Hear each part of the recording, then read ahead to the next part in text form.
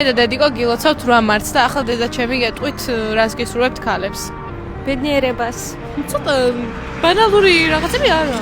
და რას უსურებ ბედნიერებას? თავარია ქალური ბედნიერება.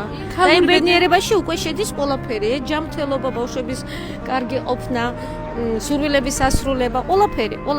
კარგად ვიყო, ჯანმრთელად. ერთი რჩევა ქალებს. სუბუქად ვიცხოვროთ. არაფერზე არ ვიფიქროთ და ვიყოთ მადლიერები.